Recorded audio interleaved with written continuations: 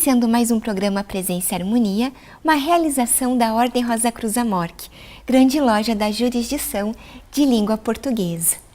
Hoje o programa Presença e Harmonia está em cenário provisório, pois teremos novidades para os nossos próximos encontros.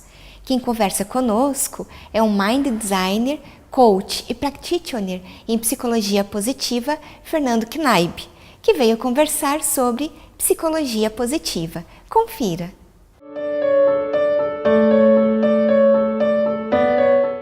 Fernando, bem-vindo ao programa Presença e Harmonia e muito obrigada por aceitar o nosso convite. Oi, Viviana, eu que agradeço o convite de vocês, é um prazer estar aqui. E Fernando, como o nosso tema é a psicologia positiva, você pode contar pra gente como que ela surgiu, né, e quando isso aconteceu? Bem, a psicologia positiva, ela surgiu no final da década de 90, com o psicólogo Martin Seligman. Nesse momento, ele fez algumas reflexões a respeito para qual direção que a psicologia tradicional estava indo naquele momento, né? E percebeu que, se perguntou o que aconteceria se eles focassem no que as pessoas estavam fazendo de bom, no que estava dando certo e que resultados isso traria para uma reflexão maior e até para as pesquisas e aplicações dessa nova ciência que estava surgindo, né? E a psicologia positiva, a gente pode dizer que ela é o pensamento positivo, ou ela tem alguma relação com a autoajuda? Bem, essa é uma questão que a gente ouve muito das pessoas em relação ao pensar positivo. Então, ela não é apenas o pensamento positivo, ela faz parte. Inclusive, o pensamento positivo, ele constrói um mindset positivo, um mindset otimista.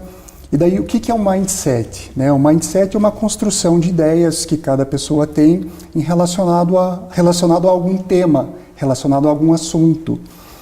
E quando a gente fala assim de pensar positivo, isso influencia sim positivamente a nossa vida. Mas aí quando a gente traz isso para o âmbito do otimismo, por exemplo, você só apenas pensar positivo, isso não vai te garantir resultados positivos, ou não vai te garantir o alcance dos resultados que você espera. Então, quando a gente fala de ser otimista, você precisa relacionar outras qualidades. Por exemplo, como uma pessoa executora, você precisa ser uma pessoa de ações, de atitudes e conjunto com o pensamento otimista, o pensamento positivo, com aquelas ideias que você imagina que vão te levar a alcançar os teus objetivos, aí você pode juntar todas essas informações e seguir com as tuas ações como uma pessoa otimista. E quando você fala da autoajuda, eu acho que esse termo ele está um pouco desgastado. Até quando a gente vai aí a uma livraria, uma biblioteca, você tem aquela área da autoajuda. E as pessoas, é quase como se fosse meio que uma crença social de que autoajuda, eu não preciso de autoajuda não é necessário. Mas se você pensar no significado do termo específico de autoajuda, a autoajuda nada mais é de que você utilizar das suas próprias qualidades intelectuais, das suas próprias qualidades psicológicas, emocionais, de quando você lê um livro ou você faz um curso e você recebe essa informação e você utiliza por teu próprio benefício, para alcançar algum objetivo que você definiu. E aí as pessoas, é como se elas criassem um estigma em relação à autoajuda de que, puxa, eu não preciso receber nada de fora. Mas, na verdade, você só está captando algo que você, seja através de um livro, de um curso, e a partir daí você criando outras ações, outros segmentos para a tua própria vida, né? Então, acho que a psicologia positiva, ela se encaixa assim como uma autoajuda, assim como qualquer tema. Você vai estudar matemática, vai estudar português, uma língua, você está se ajudando a desenvolver naquele aspecto. Então é importante, acho que, deixar bem claro isso, né? E em relação ao pensamento positivo, a psicologia positiva, ela não desenvolve apenas as emoções positivas, ela trabalha também com a identificação das emoções negativas e o cultivo das emoções positivas. E como que então, o pensamento positivo ele pode ajudar as pessoas em situações de dificuldade? Bem, não só o pensamento positivo, mas como a psicologia positiva em si, ela tem diversos temas que formam essa ciência, né? A gente está falando aí do próprio otimismo, da resiliência, das forças de caráter, a gente está falando de teorias complementares que a psicologia positiva aceita como complementação, como a teoria do flow, a teoria da gestão das emoções, da Barbara Fredrickson. Então, ela, com todos esses elementos, e podendo você seccionar cada um desses elementos e aprofundando em cada um desses elementos, você consegue trazer para a sua vida, na parte prática, o desenvolvimento desse pensamento positivo, desse otimismo. O pensamento positivo também, ele está muito relacionado com a questão, as pessoas relacionam muito com a questão de eu sentar e pensar positivo. Por isso que eu falei que a questão da execução, da ação, das atitudes, de você definir objetivos, para que daí sim você consiga, aliado a esse pensamento positivo, criar situações que favoreçam a realização dos teus sonhos, dos teus objetivos. E o que é a teoria PERMA? A teoria PERMA. A teoria PERMA, ela é conhecida como a teoria da felicidade. Ela foi desenvolvida pelo Martin Seligman, que é um dos pais da psicologia positiva. E essa teoria, ela engloba os 5 elementos da felicidade, que seriam que você desenvolvendo esses 5 elementos, você consegue aumentar os seus níveis de bem-estar e felicidade. Quais são esses elementos? Então, o PERMA ele vem do P, que é Positive Emotions, em inglês, para português seriam emoções positivas. O E ele vem de Engagement, que daí seria engajamento. O R são Relationships, que seria os relacionamentos que nós temos.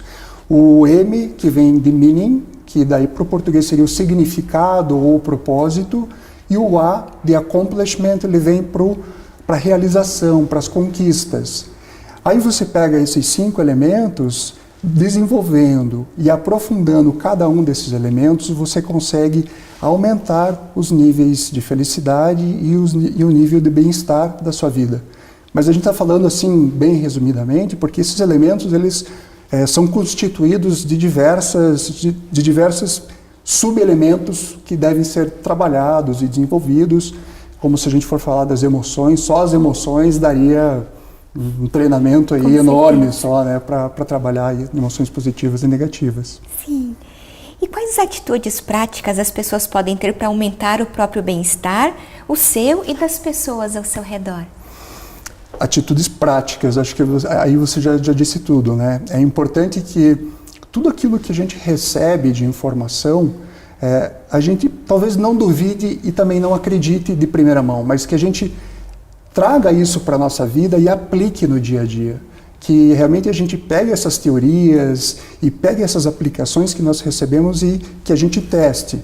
De que modo? Por exemplo, a gente falou bastante já das emoções positivas.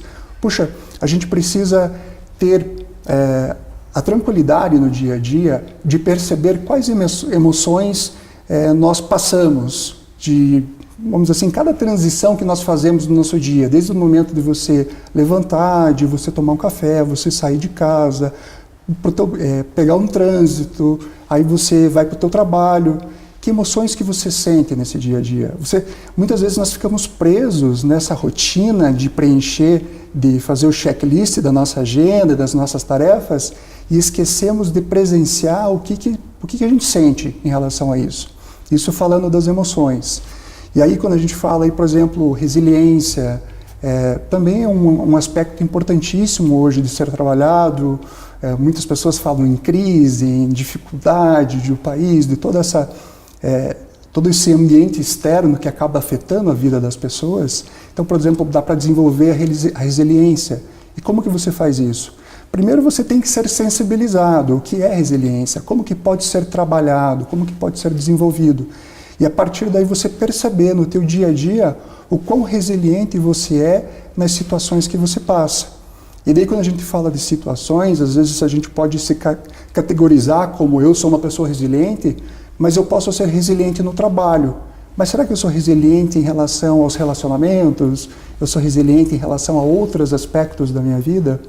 Então, na parte prática é isso. E como podemos lidar com as emoções negativas e cultivar emoções positivas? Pois então, a questão das emoções é justamente isso. A psicologia tradicional, ela sempre trabalhou muito essa questão de solucionar os problemas, de solucionar até as doenças mentais e tudo aquilo que vinha acontecendo na vida das pessoas de uma forma... O que está acontecendo de ruim com você? Quais são os teus problemas hoje, né? E a psicologia positiva, ela vem complementar isso. Então, ela vem para olhar o lado positivo dessas questões. E aí, quando a gente fala de emoções positivas e negativas, as pessoas pensam, puxa, então eu preciso gerar emoções positivas na minha vida para que eu tenha resultados bons e para que eu tenha aquilo que eu queira ter. Mas, na verdade, nem sempre as emoções positivas, elas são positivas ou elas vão te levar para obter os resultados que você deseja. E nem sempre as emoções negativas são ruins.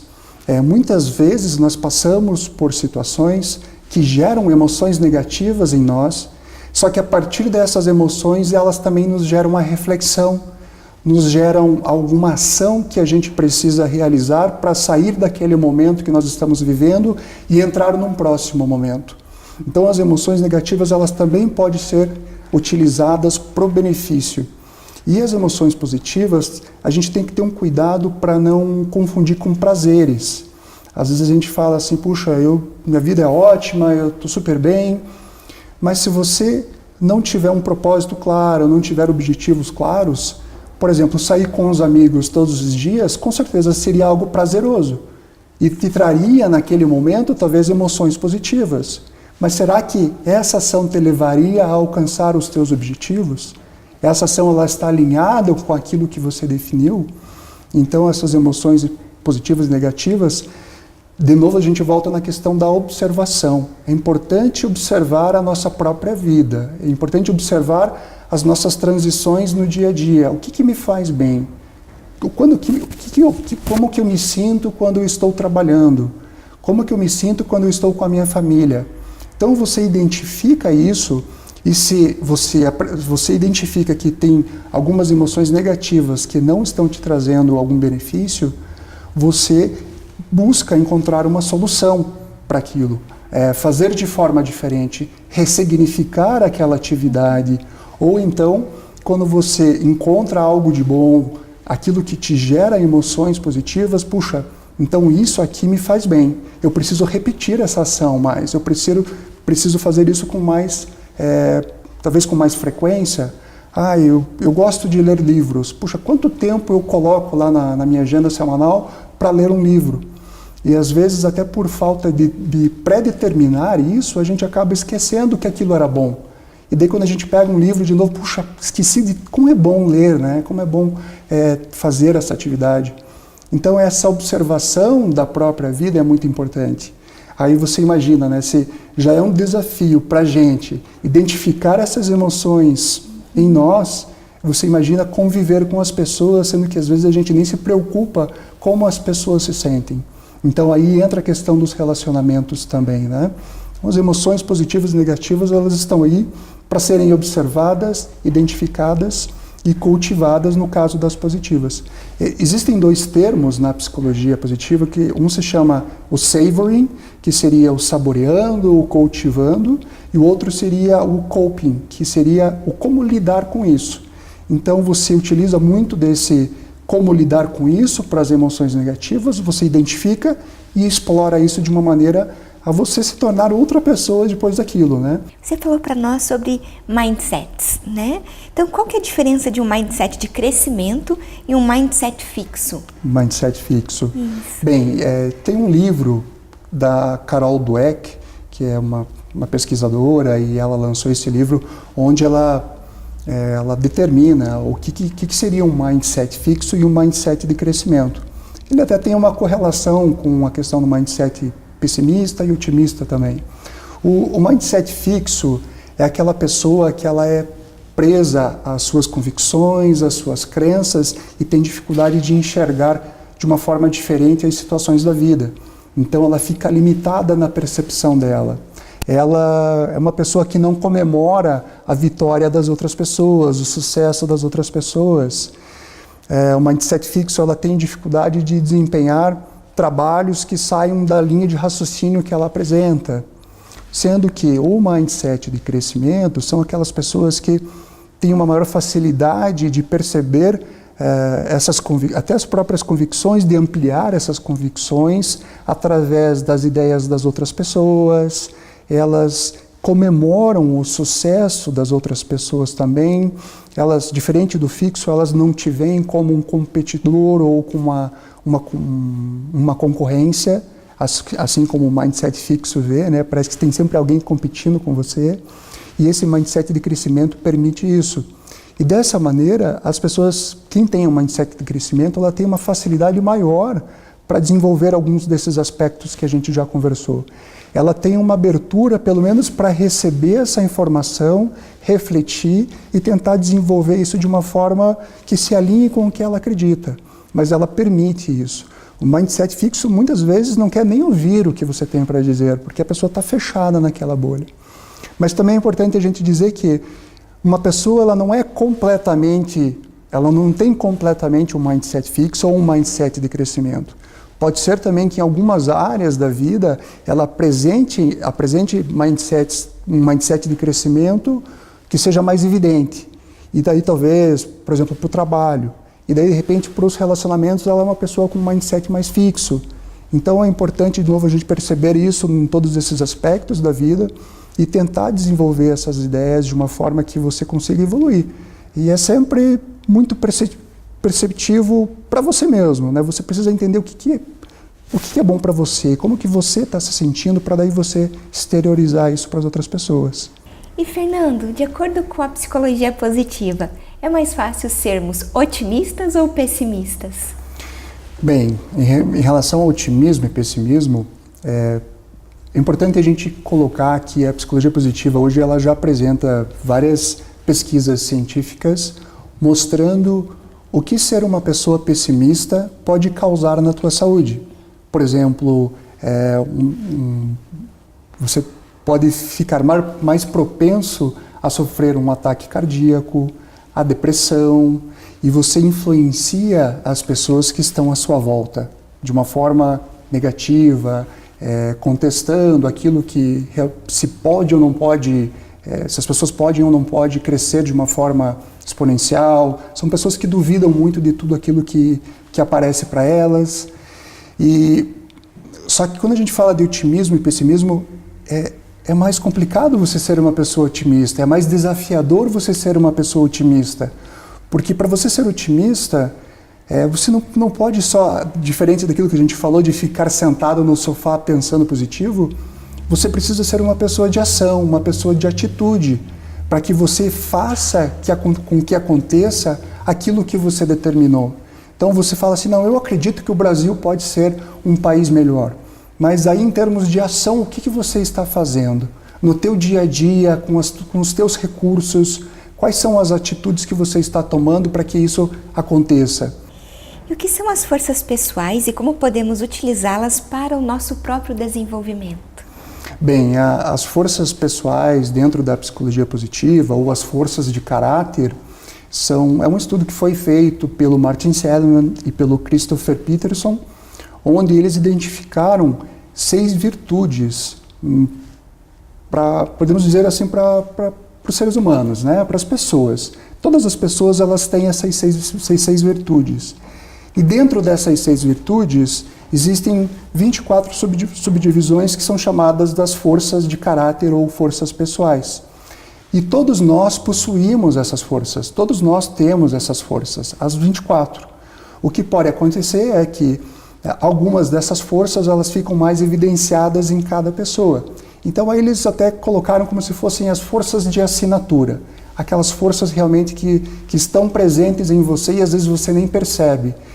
Eles até colocam como as 5 forças que cada pessoa tem, e você pode utilizar essas 5 forças para que você desenvolva as demais, mas também para que você foque nessas 5 forças como alternativas e como recursos para a sua vida.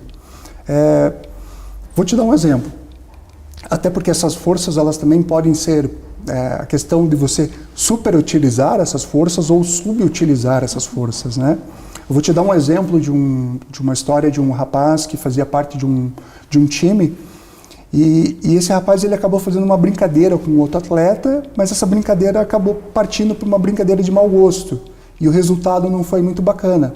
Só que esse time todo e todos os técnicos, eles tinham passado por esse teste. E esse teste, só para que você entenda, ele foi definido a partir de pesquisas no mundo todo por milhares e milhares de anos, aí buscando filosofias e todas as outras fontes do desenvolvimento humano. E a partir daí foi definido um teste que você realiza, e esse teste te mostra quais são essas suas forças e qual é a ordem dessas forças. E esse time todo tinha feito esse teste e recebeu esse resultado, né? E esse atleta específico, uma das forças dele era o humor. Mas não só ele, como o técnico dele sabia disso. E aí o que aconteceu? Chamaram esse atleta para conversar no canto e lembraram dessa questão das forças. Então, ao invés de você punir alguém por causa disso, você conversa com aquela pessoa lembrando que, puxa, o humor é uma das suas forças, não deixe de utilizá-la. Porém, existe um limite quando você tem em relação aos relacionamentos, de que forma você utiliza isso. Então aí eu te dou um exemplo prático de como que as forças podem ser utilizadas, né? Sim. E como que a psicologia positiva está sendo aplicada no mundo todo, em diversas áreas e com resultados expressivos? Bem, a psicologia positiva, como eu te falei, ela surgiu então no final da década de 90, então já tem aí algumas décadas de aplicações, intervenções, e a gente já tem resultados assim exponenciais em relação a bem-estar, felicidade e performance de alunos em escolas, de professores. Se eu disser para você que alguns elementos da psicologia positiva já foi aplicado num exército, por exemplo. Não parece surpresa isso, né? Mas sim, o exército americano adotou, por exemplo, a resiliência e alguns elementos da psicologia positiva como parte do treinamento deles, para eles poderem fazer uma preparação melhor para os soldados, para todos que fazem parte ali desse grupo, né? Assim também como foi aplicado em empresas, em times, em clubes esportivos, foi aplicado já em diversas escolas, foi aplicado em cidades. Existe um case de sucesso e da psicologia positiva do país que se chama Butão, onde, assim, um resumo rápido, onde foi trocado, em vez de eles medirem o país pelo PIB, eles medem o país pelo FIB, que é a felicidade interna bruta. E o legal é que foi feito um trabalho todo nesse país, e esse trabalho eles não tiveram resultados específicos naquele momento ou no momento daquele trabalho. Ele foi duradouro. Depois de alguns anos, eles retornaram ao país, mediram novamente todo esse trabalho que foi realizado, e realmente o trabalho se manteve. E as pessoas têm um nível de felicidade e bem-estar muito grande nesse lugar. Então, e essa questão da medida na psicologia positiva é muito importante a gente até colocar. Tudo que é feito, porque tudo que a gente está falando aqui até parece muito abstrato, né? Parece que não tem muita medida, mas pelo contrário, tudo isso é medido, e existem aí diversas estatísticas já mostrando o quanto isso realmente é benéfico para a vida das pessoas. Então, como é uma ciência, precisa de medida, precisa ser mensurado, né? Sim. E você falou bastante para nós em resiliência. O que é ser resiliente? O que é ser resiliente? Bem, a resiliência, acho que é até importante cada um definir um significado por si só, né? Mas o significado mais frequente que a gente encontra por aí, as pessoas falando em treinamentos, é que resiliente é aquela pessoa que passa por situações de muito estresse, por situações com alguns problemas, e consegue, é como se você fosse até lá embaixo e retornasse a uma altura que você se encontrava antes. Muitas pessoas relacionam com o bambu, né? Que o bambu verga, mas não quebra, e retorna para o estado atual. Mas a gente acredita que a resiliência ela é até um pouquinho mais do que isso. A resiliência é a tua capacidade de passar por momentos de estresse, por momentos de desafio, por problemas, E não só você ir até, vamos dizer assim, lá embaixo, numa situação, como as pessoas falam, no fundo do poço, e retomar. Mas você ir até lá embaixo e retomar um ponto mais alto do que você estava antes. Num nível, numa dimensão superior do que você estava antes. É como se fosse uma espiral ascendente. Né? Você às vezes tem uma descida e você sobe. Tem uma descida e você sobe.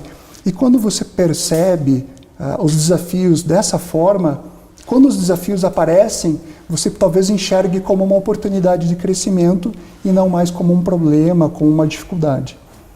E você tem alguma dica de leitura para quem tem mais interesse a respeito da psicologia positiva?